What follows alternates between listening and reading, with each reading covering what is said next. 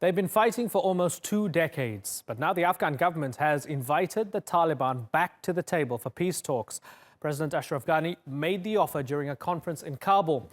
He proposed a ceasefire, a prisoner swap, and recognition of the Taliban as a legitimate political party. In return, the Taliban would have to recognize the government and respect the rule of law. It's not the first time talks like this have been proposed, but on every other occasion, the Taliban has turned them down.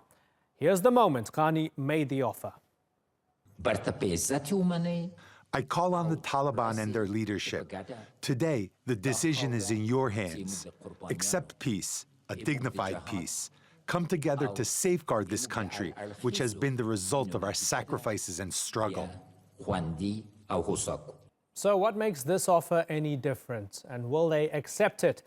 Let's ask our guests. Joining me now in New York is Barnett Rubin. He helped open secret negotiations with the Taliban and is now a senior fellow and associate director of the Center on International Cooperation. In Kabul, we have a former Afghan ambassador to the UK, Ahmad Wali Massoud. He's now the chairman of the Massoud Foundation in Afghanistan. And finally, in New Delhi is Helena Malikyar. She's the commissioner of the Independent Anti-Corruption Monitoring and Evaluation Committee for Afghanistan. I'm really happy that I have all three of you for the program. It's an important discussion to have. Ambassador Massoud, let me begin with you. Ashraf Ghani's approach to the Taliban, extending the olive branch, if you like, is this a sign of strength, or is it weakness and capitulation? Thank you very much. Well, let me begin that obviously it's a sign of weakness, not because that people of Afghanistan do not want peace. Of course, everyone in this country wants peace. But the problem is that it's almost based on the constitution of the country. And the 3 months is left for Ashraf Ghani's reign in this country. So, of course, it's not practical to give that sort of olive branch and say that, well, come and we make peace. Because for the past 17 years, so far, it has been, everybody has been trying to get peace in this country, but it has not been successful. I think that we have got a lot of preconditions before we go to peace. It's not that you come here and I give you this one at the expense of all the achievement for the past 17 years and the sacrifice of the Afghan people that every day they are being sacrificed because of them. So that's not that easy that Ashraf Ghani thinks that is. So it's not practical, it's not a sign of strength, it's not a genuine intention. I don't think so. Okay, Helena Malikyar, is it not going to work? Is it not practical? I think it's not a sign of weakness from on the part of the president of Afghanistan. On the contrary, I think given the changing realities on the ground with the new US policy, with putting pressure on Pakistan, I think this is a time that the Afghan government can more confidently extend the olive branch, as you said. And also, I think the way the president of Afghanistan talked yesterday, he offered his perspective on how to start a peace process. I don't think the message was one that he would want to achieve peace in 3 months. I think he just put forward a general framework for how to start the process. Let's not forget that any peace process is a process, not something that could happen overnight. Yeah, well put. Barnett Rubin, Ashraf Ghani mentioned the word ceasefire. He wants a ceasefire first, and then everything else can proceed from there. I read your open letter to the Taliban, really excellent letter, and it was a really interesting timeline in terms of your negotiations with them and experience of them over the years. Realistically, you also want a ceasefire. You asked them to adhere to a ceasefire in that letter. Are they actually going to adhere to a ceasefire, given that for 16 or 17 years, they've gobbled up more and more land, they're fighting this insurgency, and they're doing okay?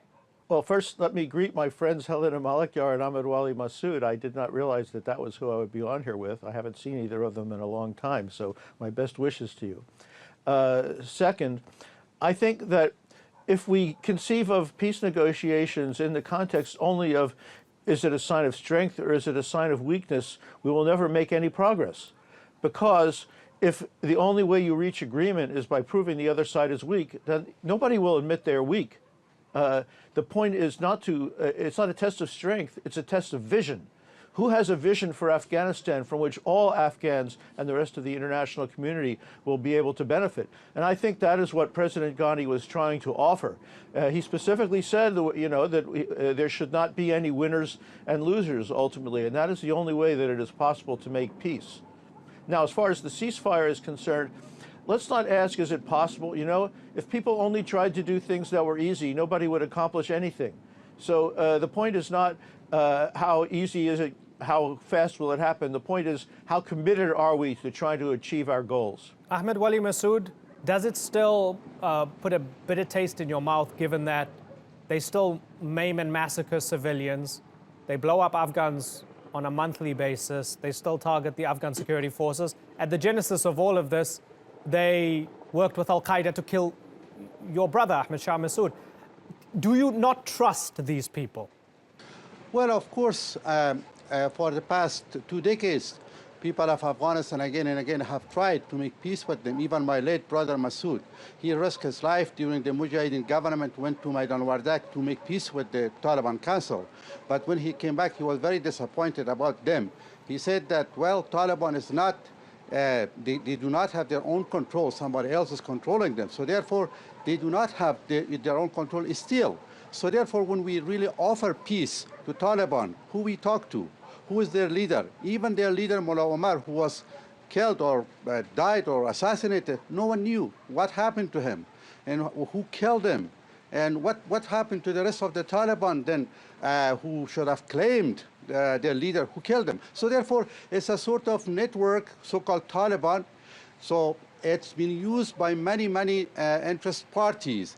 The government of Afghanistan, the Pakistani and other involved circles, Taliban to make peace. But so far, for the past 17 years, we have not seen a trace of peace. On the contrary, we have seen the expansion of terrorism, massacre, blood, and all of this bloodshed, disappointment. So therefore, when I say that at the end of his term, Mr. Ghani, when he says, oh, I give you an olive branch, I don't know whether he has talked to the people of Afghanistan, whether he has reached consensus with the different institutions in this country, whether he has come up with some sort of plan which has been agreed with the people. He has not done these sort of things. Even not only that Ashraf Ghani for the past 4 years, he has been pursuing the policy of divide and rule in this country. So still he has not been able to make a peace inside his own government, to make one national government in this country. You can see the president is here, the vice president in Turkey, the CEO has got a different vision about the Taliban.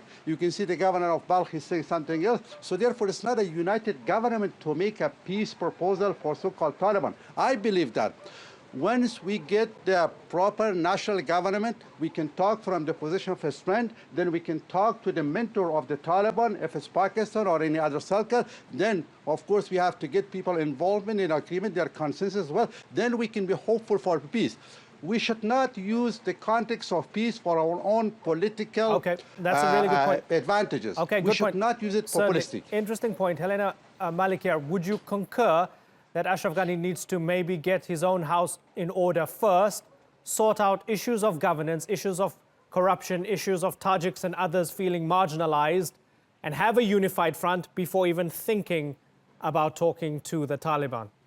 I think Afghanistan right now has started to go through a very important and inevitable transition from having the former Mujahideen leaders and commanders as the sole people in positions of power, transitioning from that to a new generation of Afghans. And of course, like any other transition period, this is painful. This will cause a lot of problems for this government, for the whole society as a whole. And I think some of the statements that Ambassador Massoud has just made reflects that, because he is part of that elite that is being phased out right now. But I think maybe the Afghan president needs to do a lot more work on putting things in line in his own government and within the Afghan politics, domestic politics. But at the same time, when it comes to the issue of peace, I think there is consensus. The whole country wants this war to end. And the way the president framed it yesterday was, I think, something that no Afghan politician can afford to oppose, because he asked for the Taliban to respect rule of law in Afghanistan, to respect legitimacy of the Afghan state, to respect the constitution and the rights that are in the Afghan constitution, especially women's rights. Right. These are the basic red lines that he put forward, okay. And I don't think anyone can disagree to that. Okay. Before I go back to Barnett Rubin, I just want Ahmad, Wali, Massoud, Mr. Ambassador, if you want to address the point that you're part of the elite that's being phased out. Maybe that's why you don't like Ashraf Ghani that much. No, that's not the case. I think Ms. Helena knows herself what I'm talking about. I don't know how come that she has changed overnight. But anyway, what I'm trying to say is not that. We are here. We have been in Afghanistan. We have been fighting against the Taliban, against the terrorism. We have been fighting against the Russian invasion forces. We have given sacrifice. We have given our brother. We have gone many. So therefore, we are here the true defender of this country. So therefore, that's not the case. If she talks about these commanders, let me ask her that. The newly appointed commanders, who she called the warlords, including Almas, including Jur'at, including Gulagh Shizu, it's a recently appointed leaders who Mr. Ashraf Ghani have brought to the government. Is that right or not? If it's right, so it means that that formula that Mr. Ashraf Ghani has transitioned to the new generation is wrong. It's not wrong. He is pursuing ethno-tribalistic policy in Afghanistan, which have killed the soul of this nation. Therefore, before anything to do with the Taliban, he has to really clean his own house. Look at the government, look at General Dostum, look at Dr. Abdullah, who is CEO, look at the governor of Barnett, look at inside his own government, look at those who are supported.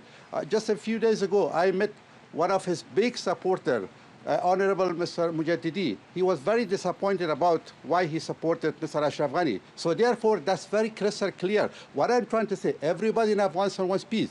But before we go to peace, it was the rhetorics of Mr. Ashraf Ghani in the campaign that we really have to talk from the position of strength. Today, we are at the weakest point at the moment. Afghanistan is undergoing a very problematic situation.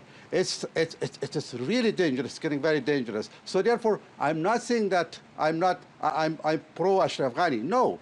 But as far as the peace is concerned, it's a national issue. It is concerned everybody, not only Ashraf Ghani, not only somebody else. Understood. Everyone has to talk about this. Yeah, and if you'll allow me, I want to sort of depart from the internal politics and the machinations. And I want to talk again now, Barnett Rubin, about the Taliban and their intentions, because there's an interesting web here. So Ashraf Ghani and the Afghan government want to reach out to the Taliban. The Taliban, according to the best available evidence and the most recent evidence, don't want to talk to the Afghan government. They want to talk to the Americans. They're sending letters to the American people. They're saying, let's negotiate directly with the Americans. And in my experience over the years, every time I've ever spoken to a representative of the Taliban, they say they only want to talk to the Americans after the Americans leave the country. How do we even solve this riddle? Well, first, I'd like to say that no Afghans can be phased out of Afghanistan. And we can't solve the problem inside the government separately from the problem with the Taliban and the problem with the United States. It is all one problem. So we can't do one first and the other later. Now, as far as what the Taliban want, actually, I mean, when I was in the United States government, we did talk to the Taliban, and what they said in private was a little bit different from what you have said. They insisted that they wanted to talk to the United States first, because from their point of view, the most important issue is the presence of the U.S. military forces in Afghanistan, because after all, the Taliban were not overthrown by Hamid Karzai or by Ashraf Ghani or by Dr. Abdullah, they were overthrown by the United States. That's their problem. They want to talk to the United States. They don't want to talk to the Afghan government while the United States' military forces are in Afghanistan supporting the Afghan government. Now, that's a reasonable position, but on the other hand, we know from experience that if the U.S. were to just withdraw its forces before a political settlement, it would have the same type of result as when the Soviet Union withdrew its forces and we go into a civil war. So there has to be a negotiation about how to link a troop withdrawal with a political settlement in such a way as to preserve the stability of Afghanistan and the gains that the country has made. Ambassador Massoud, for the moment, the U.S. policy seems to be we're going to hammer them until they cave, and then maybe we can talk. That's basically what Donald Trump wants to do. If not Ashraf Ghani's plan, is Trump's plan the more reasonable one? Well, let me put it this way. Afghanistan have survived either with a sort of balance or in national consensus inside the country or foreign agreement.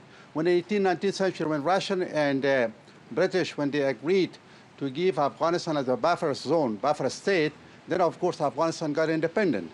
Until 1979. 1979, Russia invaded. Once again, that was toppled, and now we are living in a sort of imbalanced situation. So therefore, yes, if we get the agreement, national consensus inside the country, if we have got a national government, then from the position of strength, we can propose talk peace to the Taliban, to Pakistan, to any other entry.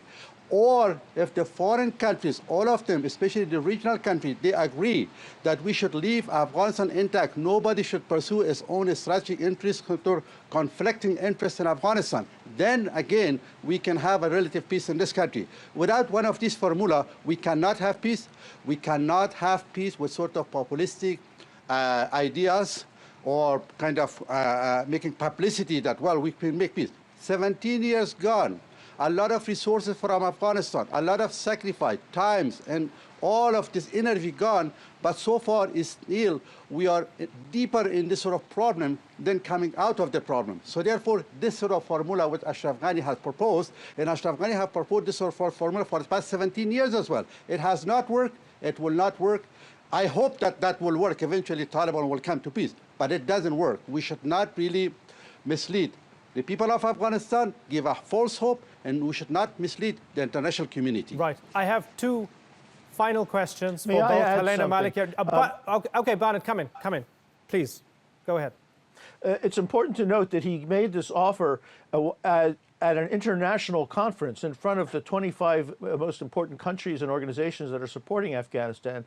So he's making this offer with the support of the entire international community. And he did not only address the Taliban, he also addressed Pakistan.